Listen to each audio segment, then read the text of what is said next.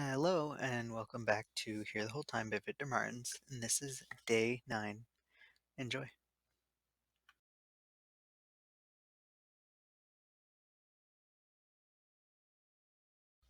When you're on vacation, every day is a Saturday, but when I wake up to the sweet smell of cake, I realize it's officially Saturday. I baked the cake a little earlier today, my mom says when I get into the kitchen. The table is half set. On one side, I can see a checkered tablecloth, a freshly baked orange cake, coffee, and milk. On the other, my mom's painting supplies, messy as ever. Where did Kaio go? I asked, trying to sound casual. When I left the bedroom, his bed was already empty. He went out. He's in the hallway outside. His mom called, and I think he was embarrassed to talk to her in front of me, my mom said while serving me a slice of cake and a glass of milk. His mom's a lot, I say in a whisper. All moms are, Felipe. It's in our genes. It's hard not to be after a human being pops out of your body, she says, and it makes me laugh. My mouth is full, and I spit out some cake crumbs by accident. Right then, Kyle walks in, breath ragged, trying to keep his calm. My mom is unbearable, he says. I give my mom my best. I told you so, look. What happened this time? I ask, my mouth still full of cake. She's still going on about Becky, Kaio says, pouring himself a cup of coffee. What about her? My mom asks curiously. My mom hates Becky. But she's such a good egg, my mom says. Good egg is her favorite description. It's because she's a lesbian, I explain, since I know it makes Kaio uncomfortable to talk about lesbians in front of my mom. My mom rolls her eyes so hard that it surprises me. I know how much she hates bigots, but I also know that she wouldn't say or do anything to offend Kaio's mom. One day she'll come around, I'm sure, she says, placing a hand on Kaio's shoulder. I hope so, Miss Rita. For God's sake, no calling me Miss Rita. Just Rita is fine. Just Rita sounds so serious, he says. I think it's cute when the kids at the community center call you Miss Rita, I interject. My mom cracks a smile. I like Miss Rita. So, Miss Rita, Kaio says, making his words longer than necessary. Tonight we're seeing Becky again, and if my mom asks, would you mind telling her that you don't know anything about it? My mom looks up at the ceiling, considering what to say. Let's pretend that I really don't know anything about it, okay? You two can go out, come back whenever you want, but I beg you, Kaio, please don't die in an accident. And don't get in any tattoos. And don't lose any visible limbs. I don't want to have to explain any of that to your mother later. You got it, Kaio says, kissing her on the cheek gratefully. I just can't make any promises about the tattoo. If it's in a place she can't see, then it's fine. She winks. And I get up from the table because this is the most embarrassing conversation I've ever witnessed in my life. We always get everything late in my town. Japanese restaurants weren't a thing until last year. The first Avengers movie only premiered in our theaters in 2015, so I'm not at all surprised when Kaio tells me we're going to a Festa Junia. If you're not familiar, Festa Junia is a nationwide tradition in Brazil that celebrates the harvest. There are parties and festivals all throughout the month of June, and everyone dresses up country-style costumes and eats all kinds of delicious food. Since the month of June went by without any festivities, they've decided to seize the opportunity and have traditional June festival in July. Regardless of the month, parties here are always the same. A live foro band plays in the town's main square surrounded by food and drink stalls. Usually these parties are pretty bad, but every year I stop by to eat some hot dogs and corn on the cob. I'll suffer through any event that features hot dogs and corn on the cob. When it's almost dark, Kaio starts getting ready to go to the festival.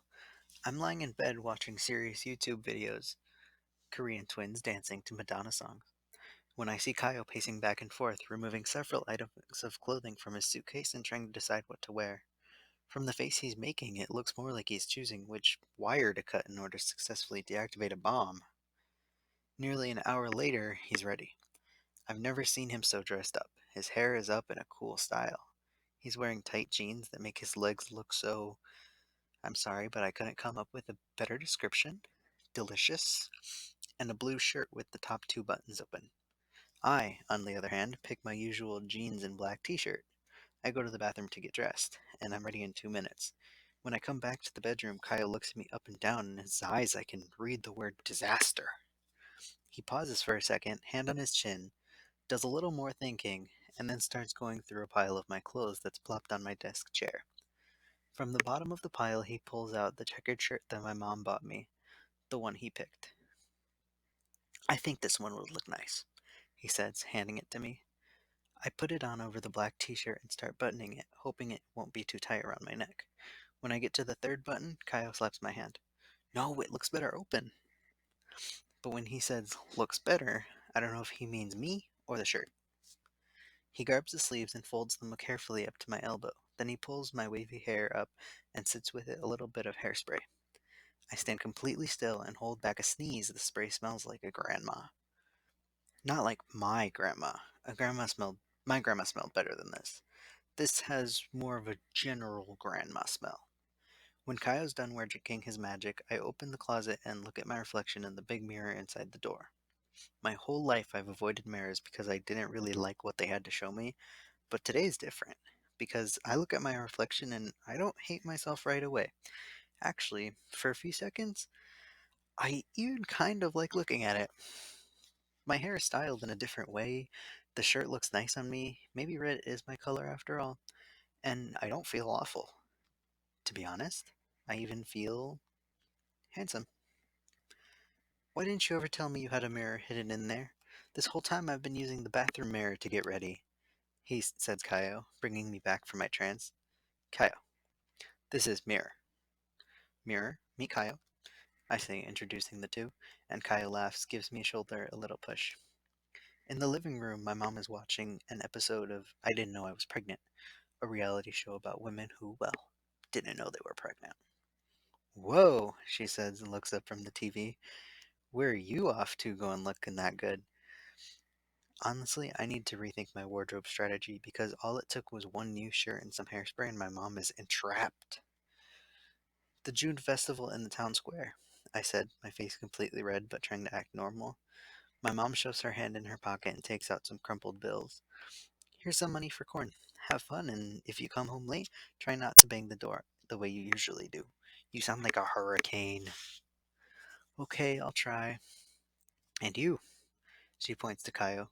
"No illegal tattoos." The two of them laugh, and my mom kisses our foreheads, and then we're off into the night, or whatever it is you say when you're on your way to eat corn on the cob in the town square. Rebecca and Melissa are already there when we arrive. The two of them are waiting for us at the plastic table by a street barbecue booth. Becky is wearing a yellow plaid shirt with a knot tied in the front, and Melissa is wearing a print dress with cowboy boots, and her hair is up in pigtails. The two of them really took the country theme to the next level. "For once in your life, you're not late," Kaio says, and the two of us take up the empty seats at the table.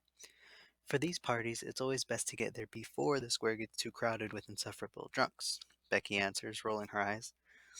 "The party isn't packed yet, but a few booths already have lines. I'd look around to see a Foro band doing a sound check on the makeshift stage, and I spot a few familiar faces too. People from school I know exist, but I don't feel the need to say hi to them." When I turn my attention back to the table, I notice a beer can in front of me. I don't know at what point Kaio, Becky, and Mel started drinking, and I have no idea where this beer can came from, but the three of them are holding up their cans and looking at me. "A toast," Becky says, nodding at my can. "Ah, yes," I say, picking up the can and trying to act naturally, to not make it obvious that I've never had beer in my life. "To festivals in the square that are kind of meh, but love them anyway," Becky announces, raising her can. "To foro bands that play the same four songs the whole night," Kaio adds, touching his can to Becky's. "To my hair, which looks beautiful, but will in a few seconds stink like barbecue smoke," Melissa cheers, shaking her ponytails. "To corn on the cob, the best thing at this festival," I say timidly, but it makes me happy when the three of them laugh. Kaio takes a gulp of his beer, and then I take a breath and do the same. I'm not gonna lie, it's pretty bad. Bitter and strong. It must not be my lucky day because mine is warm. I grimace so hard that Becky notices right away. "You've never drank before, have you?" she asks. I shake my head. "I swear it tastes better with time, and not all of them are warm like this. Warm beer tastes like piss." I shrug as if I don't care and keep sipping, little by little. The band starts to play, and we have to raise our voices to hear one another. We spend some time listening to Mel and Becky talking about their relationship. Mel's grandparents live in town, so she uses that as an excuse to come see Becky. They say weekends are always too short, but love trumps distance. I smile when they say that, but deep down I find it a little cliche. How did you two meet? I ask them. I love that story. Tell him, Kaya says excitedly, poking Becky's arm.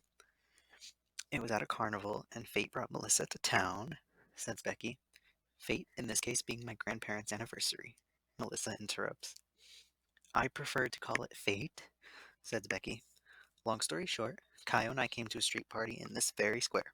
It was 7 o'clock, and his mom was already calling him, desperately telling him to come home, and Kaio, always a softie, just left. Totally abandoned me here, by myself, at the most depressing street party of all time. Drama, Kaio said softly in a high pitched voice.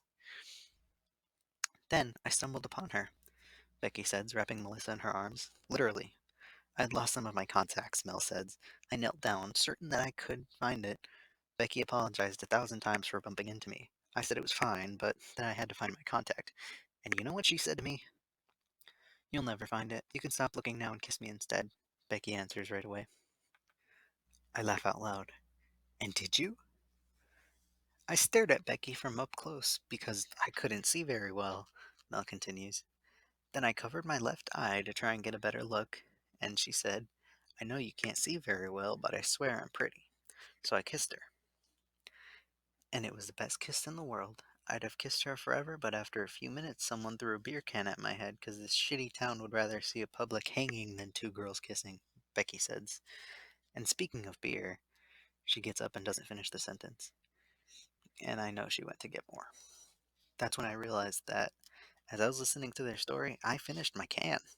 At some point, the beer went from being really bad to acceptable. Now I want to hear your kissing stories, Mel says to Kaio and me, propping her elbows on the table as if she's getting ready for a long, captivating tale. The question throws me off, and my thought process goes more or less in this order. She wants to hear the story of how Kaio and I kissed. Probably not, as we never have, which is a shame. So she wants a general kiss story, is that right? Which is still kind of panic inducing considering I've never kissed anyone. Before I can think of how to get myself out of this situation, grabbing some corn on the cob on the way, Becky comes back with more beer, and Kaio is already talking.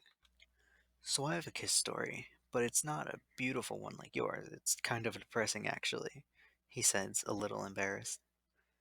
I love depressing stories, says Mel with an exaggerated expression that I can't tell if it's genuine or a joke. Last year, Becky and I went to the town next over to an alternative club. Kaio starts, but he's soon interrupted by his best friend. Worst club ever, she says. We had to dupe Kaio's parents and get fake IDs that in the end we didn't even need, and the DJ only played David Guetta. And that wasn't even the worst part, Kaio adds, trying to hold back a laugh. When I realized the party was going to be a disaster, I decided I was going to kiss the first person who showed any interest in me. I ended up kissing this boy named Dennis. He was kind of cute, actually. He was not, Becky interrupts again. But Dennis' kiss was the worst thing I have ever experienced in this life. Kaio goes on, disregarding Becky's interruption. The big problem was Dennis liked to bite while kissing, and I don't know who came up with this idea that biting and kissing should mix, because they shouldn't. Dennis was just chewing on my mouth for like 5 minutes until a Black Eyed Peas song came on and I had to pretend I liked it. I said, Oh my god, I gotta dance because this is my jam. And then I went on to dodge the guy for the remainder of the night. Becky and Mel are laughing along, and I have a tight smile on my face as I'm trying to delete the mental picture of Kaio's mouth being chewed on by another guy, whose name is Dennis, who is most certainly not fat. Your turn to tell a kiss story, Felipe, good or bad, Becky says, and the three of them stare at me. I'm nervous and exasperated and feel like I'm disappearing. In the background, I notice the band is playing a 4 cover of Britney Spears' Toxic, which is at the same time horrible and wonderful. I take a deep breath and a long gulp of my beer, then tell them the first story that comes to my mind. I have a great aunt, Lourdes, who comes to town every year for All Souls Day. One time, when she came to say goodbye, I moved in for two kisses, one on each cheek. She surprised me with that old saying, you need three if you want to get married, which doesn't make any sense whatsoever. I wasn't expecting a third kiss, so I turned my head by accident, and that's how I ended up kissing my 64-year-old great aunt on the lips. I say, everyone goes silent. The next second, the three of them are guffawing, and I start laughing too, because what else can you do after admitting you kissed your great aunt on the lips? I look at my beer cans on the table and I'm overcome with gratitude, because if it hadn't been for this beer, I doubt the story would actually be funny. We share stories for the rest of the night. Some are really fun. The time Kaya's dad gave him his mom's Christmas present by accident, and Kaya opened the box to find a red lace thong and decorative candles, while the others are tragic, like when Mel had to get an emergency heart surgery on the day of her college admission exam, so she couldn't take the test and ended up with a huge scar on her chest. And we change subjects like that, from thongs to surgery, from cake recipes to internet memes, from politics to TV series.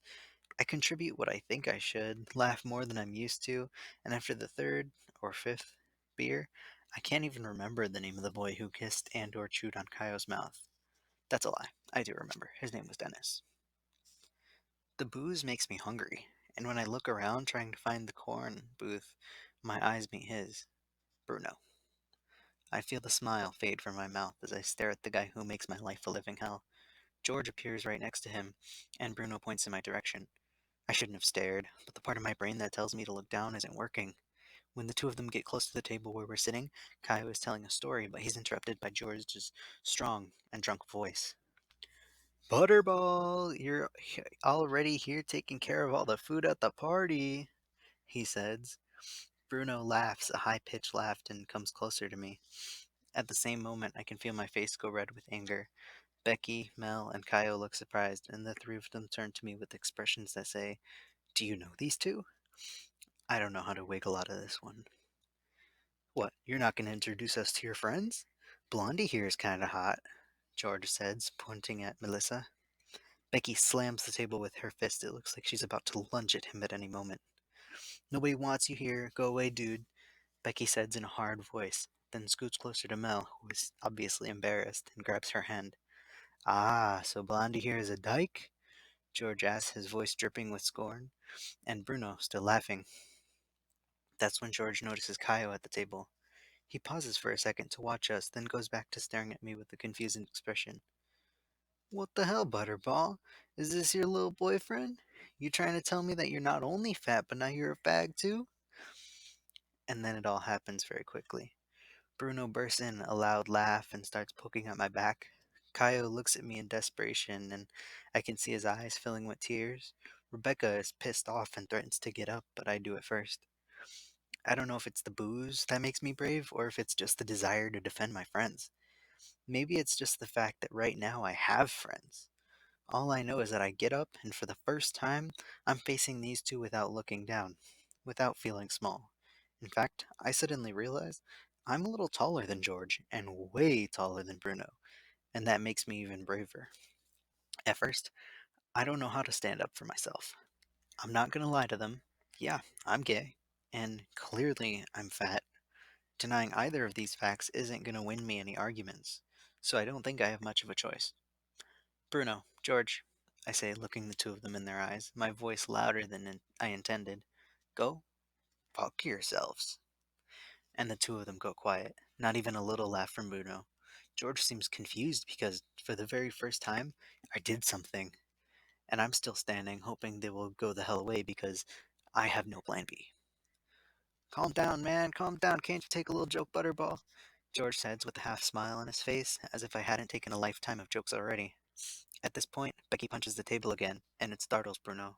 I hold back my laughter because I don't want them to think everything is okay. Okay then, man, we're gonna go, but we'll see you again at school, George says in a menacing tone, then turns and leaves. Bruno, like the good doormat he is, follows right behind. I collapse on my chair, taking a deep breath and trying to understand everything that just happened. I wait out my anger, taking a sip of my beer, the last one I swear, and when I look at Kaio, he's smiling at me. I'm, I'm sorry, I didn't mean to, I start to say. You go to school with these dumbasses? Becky interrupts. I nod.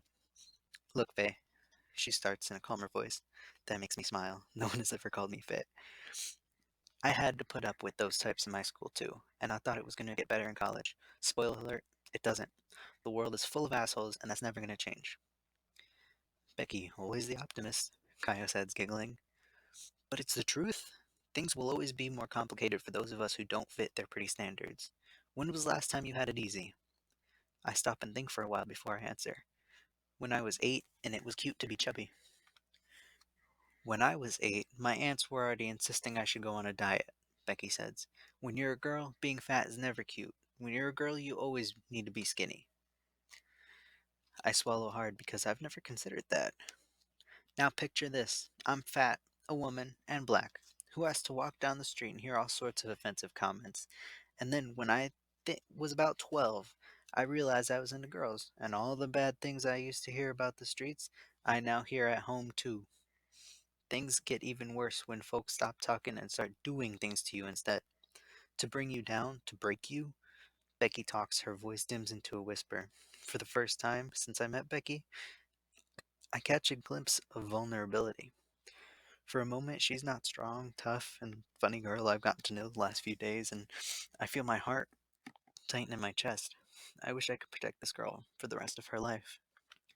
No one can protect us but ourselves, she says, as if reading my thoughts. But look, Felipe, I swear to you that one day things will get better. One day you'll learn to like who you are a little better, and that'll be reflected in what other people see when they look at you. There will always be assholes, but we learn to fight back. That is the most important thing. To not put your head down, to fight for the right to marry who you love, and the right to have your body respected regardless of what it looks like or what you're wearing, to fight for the right to walk down the street without being attacked for the color of your skin. Kaio, Melissa, and I listen attentively to Rebecca's speech. I'm afraid I'll blink and miss an important part, but when Becky is done talking, we all sit in silence. Nobody knows what to say. I feel like clapping, but I'm not sure that would be appropriate. Booze always inspires me, Becky says finally, and we all start laughing and talking at the same time. But Becky gives me a side hug and whispers in my ear, You knocked it out of the park, Faye. And if I'd known that telling Bruno and George to go fuck themselves would make me feel this good, I'd have done it ages ago. It's past midnight when the party ends. Little by little, the food booths close down, and yes, I did get my corn in the cob in time.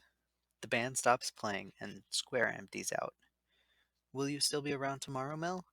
Caio asks when the four of us are making our way back home.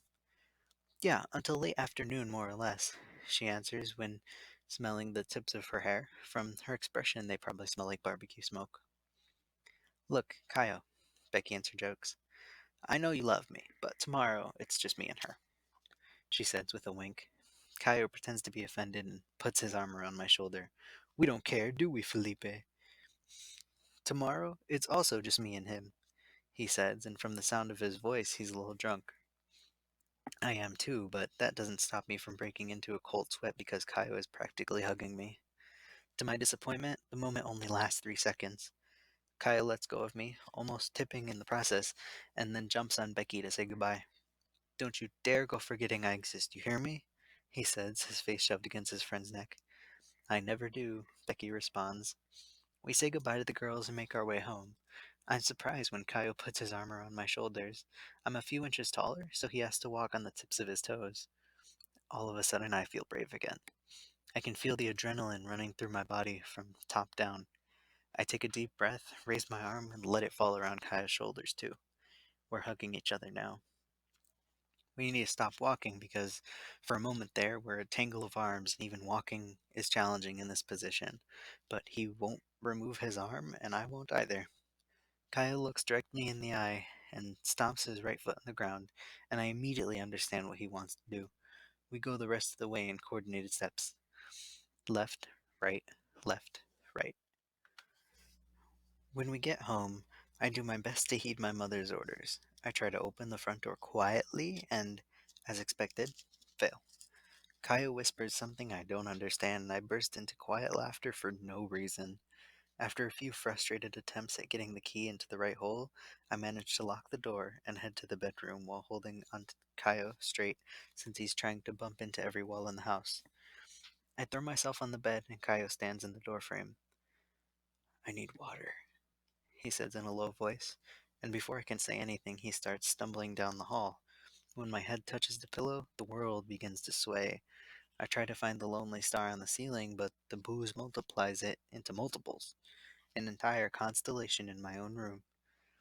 I brought you some, Kaio says, coming in and closing the door behind him. He seems a little more sober, but when he takes a step forward to hand me the glass, he trips on a shoe that's lying on the floor, falls on his knees on the mattress, and spills the entire glass of water all over it. The mattress softens the landing, which is great because the last thing I'd like to deal with right now would be a hurt Kaio, or broken glass. Is everything okay? I whisper, and Kaio starts laughing. This laughter is different from all the laughter I've heard coming from his mouth. The last few days have made me an expert in Kaio's laughter, and this is the first. It's a high pitched but controlled. He's trying to be quiet, but at the same time needs to let it out. He tries to catch his breath, grunts like a pig, exactly like Sandra Bullock in Miss Congeniality, and that gets me too. I shove my face into the pillow and laugh until my belly hurts. In a situation not involving 3 or 5 cans of beer, this wouldn't be that funny. Suddenly, my face still against the pillow, I can feel a presence. I snap my head up, startled, and find Kaio squeezed at the end of my bed. I'm not very good with numbers, but I believe 40% of his body is touching mine as he shoves me against the wall in his attempt to conquer more mattress space. I go quiet. My head, which just a minute ago wouldn't stop spinning, is now aware and alert. It's as if I'd pushed a button that removed all the alcohol from my body in 1 second. Satisfied with the space he took over, Kaio turns his face to me. His breath is heavy, and I can smell the alcohol on it. His eyes are wide open, but each blink lasts some time as if he's fighting sleep. His hair is plastered against his sweaty forehead, and almost all his shirt buttons are undone. I'm not sleeping on that wet mattress, he says, his face so close to mine that I can even see his mouth. All I can see are his eyes. Kyle lets out another pig-like laugh, but this time I don't laugh along. It, it's okay. You can have my bed. I'll go down there. I stammer. I try to get off the bed, which is really hard when your head feels like it weighs about 2 tons, but Kaio is quicker. He pushes my shoulder down, making me lie back in bed. No, he says. Stay here with me. And I do. Kaio leans his head against my shoulder and closes his eyes. I lie there looking at the ceiling, not quite understanding what's happening. I feel his chest go up and down in heavy breaths. I feel my heart hammering in my chest as if a band marching through it. My arm starts to go numb, but I don't want to move because I don't want this moment to end. So I close my eyes and I think about how nice it would be to sleep like this every day. And suddenly, I'm already asleep. Okay, that was day 9. That was intense. um, a couple things I'd like to note before ending the video. Um, what do you call it? So, I know that in this chapter there was quite a few words that are more specific to the region that it takes place in. And I was raised very American despite being Spanish. I am not good at pronouncing words with accents in them. So, like the one I said, George, I know would be pronounced probably like Jorge, but that just didn't come naturally to me. I would have probably made a lot more mistakes during the reading, and I didn't want to interject it like that. So that's just a heads up. And um, in case you were confused while reading this and didn't know what they were talking about, when they're drunk and walking and their arms are over each other's shoulders, where Kaio puts his foot down in front, what they're referring to by like this, he knows what he's talking about. It's a special kind of walk.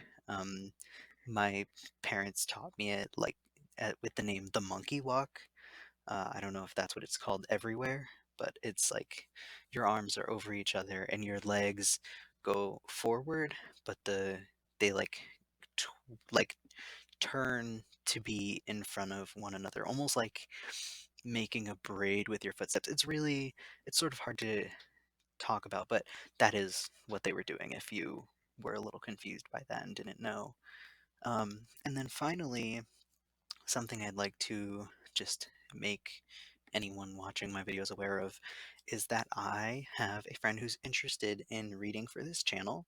So pretty soon you should be able to see a new book start up here. And I might be reading some parts of it, or he might just be reading the whole thing. But that's just something to maybe look forward to now that I've got all my announcements and PSAs done. Thank you so much for listening, and I'll see you at day 10. Bye.